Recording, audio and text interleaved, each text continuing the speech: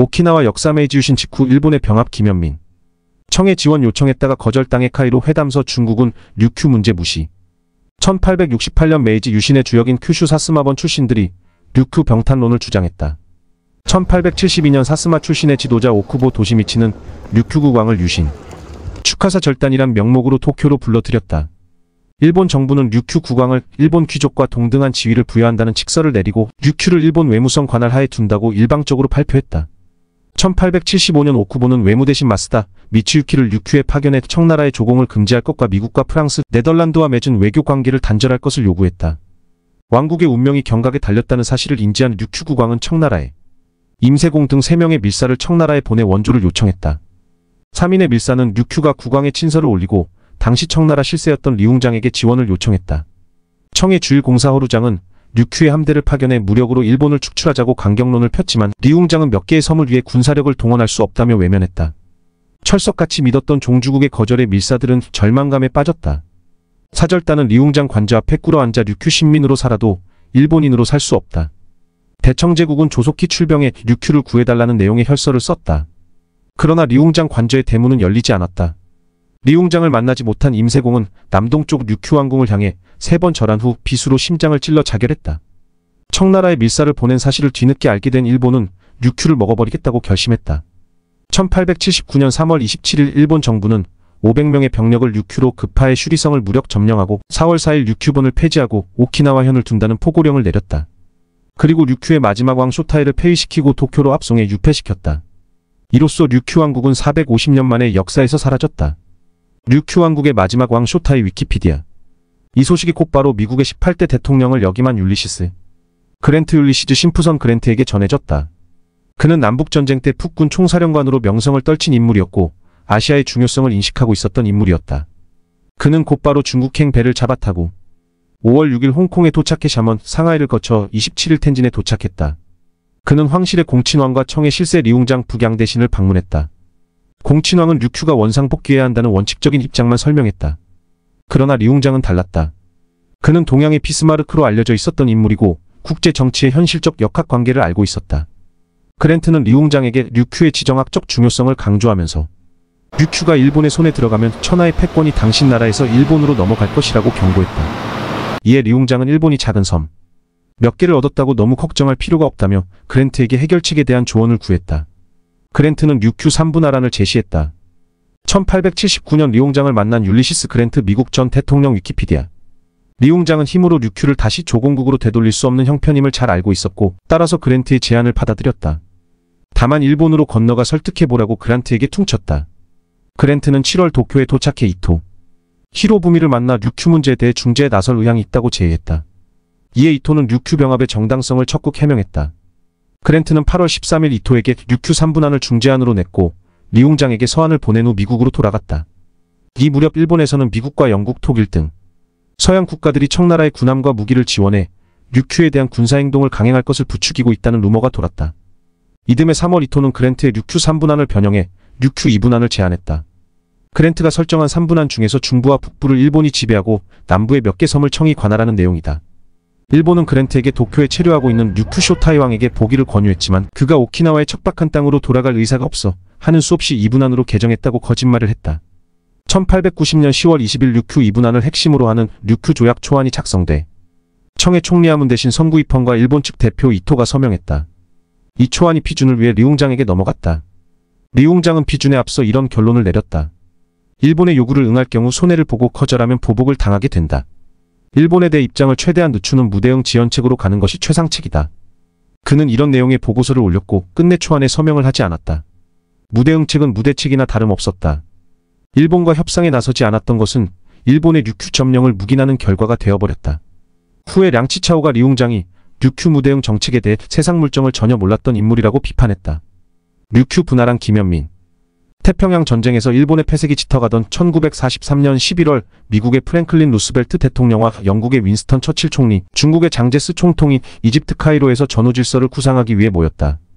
여기서 합의된 내용이 11월 27일의 카이로 선언이다. 카이로 선언에선 만주와 대만은 중국으로 반환되고 조선은 독립을 회복하는 것으로 명시되어 있지만 류큐 오키나와 문제는 제외되었다. 그러면 왜 오키나와 문제가 카이로 선언에서 빠졌을까? 카이로 회담의 비화를 들여다보자.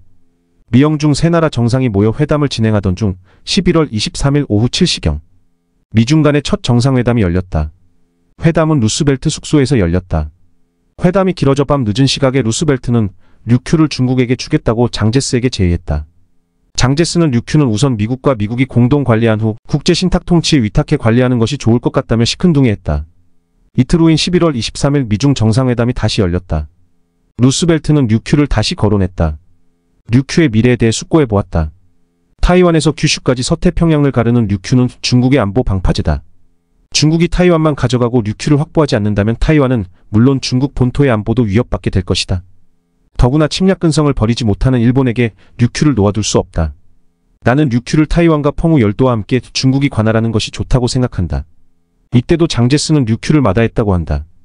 장제스는 무슨 연유로 거저 주겠다는 류큐를 마다했을까? 여기에는 구구한 해석들이 나오고 있다. 첫째, 장제스의 마음속에는 만주와 타이완만 있었고 류큐는 없었다. 둘째, 장제스는 일본과의 싸움에서 얻는 것보다 중국 공산당을 괴멸시키는 데 주력했다. 셋째, 장제스는 해양의 중요성을 몰랐다. 1943년 11월 카이로 회담에서 장제스 총통, 프랭클린 루즈벨트 미국 대통령, 윈스턴 처칠 영국 총리. 위키피디아. 세 가지 견해가 모두 조금씩 일리는 있다. 그 중에서도 셋째, 중국은 해양의 중요성을 몰랐다는 것에 초점을 맞출 필요가 있다. 중국은 전통적으로 대륙 중심의 국가였다. 오랫동안 북방 민족과 먼지 펄펄 나는 중원에서 싸웠고 당시까지만 해도 서쪽에는 공산당과 북쪽과 동쪽에서는 일본군과 싸웠다. 아울러 명나라 이후 중국은 해금 정책을 취해왔다. 바다의 중요성을 인식하기보다는 바다를 포기하는 정책을 추구했던 것이다. 어쨌든 장제스가 류큐를 얻지 못하고 우물쭈물한 것은 큰 착오였다. 지금 중국이 남중국해 영유권 분쟁을 벌이고 류큐의 최남단 센카쿠 중국명 다오이다오를 자기네 땅이라고 우기며 뒤늦게 해양의 중요성을 깨닫을 땐 긴 활처럼 동중국해를 가로막는 류큐 열도가 일본 영토가 된 후의 일이다. 오키나와 역사 집단 관계의 현장. 더러운 전쟁에 휘말린 류큐 후손들 총알바지로 이용되고 집단 자결 강요받았다. 멜 깁슨 감독의 영화 헥소 고지 헥소 리지는 1945년 5월 5일 오키나와 남쪽 마에다 고지에서 벌어진 대열투를 그렸다. 이곳에서 양심적 집총 거부자인 데스몬드 도스가 비무장, 의무병으로 전투에 참가해 부상병 75명의 생명을 구한다는 스토리다. 헥소고지 네이버 영화. 오키나와 전투는 짧은 시간에 가장 많은 사상자를 낸 전투의 하나로 꼽힌다. 태평양 전쟁 막바지인 1945년 3월 말부터 6월 23일까지 3개월. 남짓 전투에서 전사자만 20여만 명에 달했다.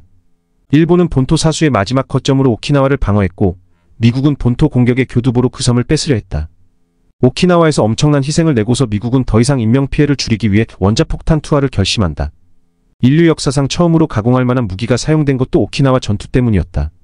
1945년 오키나와 전투는 일본 영토에서 벌어진 유일한 지상전이자 2차 세계대전 중에 가장 치열했던 전투였다. 일본 제국주의는 오키나와를 불침 항공모함이라고 선언하고 본토 방어를 위한 최후 저지선으로 삼았다. 1945년 3월 오키나와 섬 주변에 약 1,500척의 미군 함대가 집결했다. 25일에는 일제히 포격이 시작됐다. 이때 들이닥친 미군은 지상 전투부대만 18만 명이 되었고 해군 부대와 후방보급 부대까지 합치면 54만 명에 달했다. 이에 비해 일본 수비대는 약 10만 명이었으며 그중 약 3분의 1은 오키나와 현지에서 밀집한 공격함이었다. 4월 1일 미군은 오키나와 섬 동해안의 요미탄촌으로부터 자탄정에 이르는 지점에 상륙했다. 오키나와 주민들이 겪은 참화는 상상을 초월했다. 주민들은 전투에 투입되고 노동에 혹사당했다. 전투가 벌어지자 일본군은 민간인들을 전선으로 끌고 다니며 총알바지로 이용했다. 가장 큰 범죄는 주민들에게 내려진 집단 자살령이었다. 수많은 주민들이 군의 강압에 의해서 자살을 했고 집단 자살을 택하지 않은 주민에겐 군대가 수류탄을 던져 학살했다. 1945년 3월 26일과 6월 21일 사이에 집단 사망이 기록된 지역이 30곳이 넘는다. 미국 공격 당시 오키나와에는 30만 명의 주민들이 있었는데 전투 중에 3분의 1이 넘는 10만 명 이상 민간인이 목숨을 잃었다. 미군이 상륙한 이튿날 미군에 포위된 요미탄의 치비치리 가마동굴에 숨어있던 주민들이 잡단 자결을 결행해 82명이 희생됐다. 오키나와 섬에 앞서 미군이 상륙했던 게라마 제도에서도 집단 자결이 있었다. 가족끼리 주민끼리 서로 죽고 죽이는 비참한 상황이 벌어졌다. 이 집단 자결은 미군 포로가 되면 여자들은 능력을 당하고 남자들은 사지가 찢겨 죽임을 당한다고 한 일본 제국주의자들의 반복 학습의 결과였다. 또 살아서 포로의 굴욕을 당하지 말아야 한다는 일제 전진운이 오키나와 주민들에게 침투한 결과였다. 집단 자결은 군국주의 일본의 전형적인 모습이었다. 이런 모습은 오키나와는 물론 패전으로 버림받은 만주 지역 거주 일본 개척 주민 사이에서도 일어났다. 치비치리 가마에서 가까운 사무쿠 가마에도 많은 주민이 피난해 있었다. 여기서는 한 사람도 희생되지 않았다. 사무쿠 가마에는 하와이에 돈 벌러 갔다가 돌아온 노인 2명이 있었는데 그들은 자신들의 경험에 비추어 기축미형이라는 히스테리한 구호에 의심을 품고 주민들을 설득해 미군에 투항했기 때문이다. 오키나와 본섬에서 30km 떨어진 토카시키 섬에서도 3월 집단 자살이 벌어졌다. 섬 주민 절반인 약 300명이 숨졌다. 천황폐하 만세를 외친 뒤 일본군이 미리 준 수류탄을 터뜨렸다. 불발탄이 많아 가장이 아내와 자식을 죽이고 아들이 어머니와 형제를 살해한 뒤 스스로 목숨을 끊었다. 카카스로 살아남은 긴조시기 아키시는 류큐신문에 지옥의 한 장면이었어요 라고 회상했다. 일본군 소년병 위키피디아. 항복은 수치라고 배운 일본군은 사령부를 사수할 수 없게 될 경우 돌격을 감행해 옥쇄하는 것이 종래의 전투 패턴이었다. 하지만 오키나와전에서 일본군은 사령부를 버리고 패잔병을 이끌고 남쪽으로 달아났다. 그것은 오키나와전이 본토 결전을 최대한으로 끌기 위한 전략이었다. 일본군은 죄 없는 오키나와 주민을 희생시키는 한이 있어도 하루라도 더 오래 미군을 오키나와에 붙잡아 둘 필요가 있었던 것이다. 남부에 있는 많은 동굴들은 주민들의 피난 장소였다. 거기에 일본군들이 들이닥쳤다. 주민들 중에는 가마에서 쫓겨나거나 저항하다가 스파이로 몰려 당한 사람도 있었다. 일본 정부가 최근 오키나와 현해 한 섬에서 발생한 집단 자살이 미군 탓이라는 내용의 사회교과서 채택을 밀어붙였다. 나라를 잃은 류큐국의 후손들은 엄청난 희생을 내고도 하소연할 데도 없이 일본 역사에 함몰되고 만 것이다. 1945년 4월 1일 오키나와 섬에 집결한 미 해병대 위키피디아. 오키나와 전투는 81일간 전개됐다. 오키나와 방어에 나선 일본군은 일본 영토에서 벌어진 최초의 전투였기 때문에 일본은 사활을 건다는 각오로 덤벼들었다. 일본은 민간인 부대도 참여시켰다. 3만 9,000명의 현지민 부대와 1,500명의 학생 의용대도 투입했다. 어린 남학생들의 부대에 철혈근황대라는 무시무시한 명칭을 부여했다. 일본은 본격적으로 가미카제 특공대를 운용했다. 4월 1일부터 5월 25일까지 무려 1,500기의 자살 특공기가 동원됐다. 가미카제 특공대의 공격을 받고 20척의 미군 함선이 격침되고 157척이 파괴됐다. 가미카제 작전에 수많은 일본 젊은이들이 희생됐지만 일본은 미군의 오키나와 점령을 막지 못했다. 6월 4일 미 해병 육사단이 오르쿠 반도에 상륙했다. 일본 해군은 격렬히 저항했지만 이길 수 없었다. 6월 20일 일본군 사령관은 오키나와 섬 맨 남쪽 마부나에 밀려나 그곳에서 자살했다. 사령관은 죽으면서 이제부터 살아남은 직속상관의 지휘 아래 마지막 한 사람까지 싸우라고 명령했다. 오키나와 전투에서 전사한 일본군은 77,166명이었고 오키나와 현민의 희생자는 149,193명이라는 통계가 있다. 미국군 측 희생도 컸다. 미군은 14,9명이 전사하고 영국군도 82명이 전사했다. 오키나와에서 한국인도 1만 명가량 숨진 것으로 추산된다. 그 중에는 조선에서 온 위안부도 있다. 태평양 전쟁에서 지상전은 오키나와에서 끝났다. 결국 본토 결전은 없었다. 오키나와 전투를 계기로 일본은 전의를 상실하지만 일본 군부 내부에서 끝까지 싸우자는 의견이 우세했다. 미국은 본토 상륙에 얼마나 더 많은 희생을 치러야 할지를 고민하게 됐다.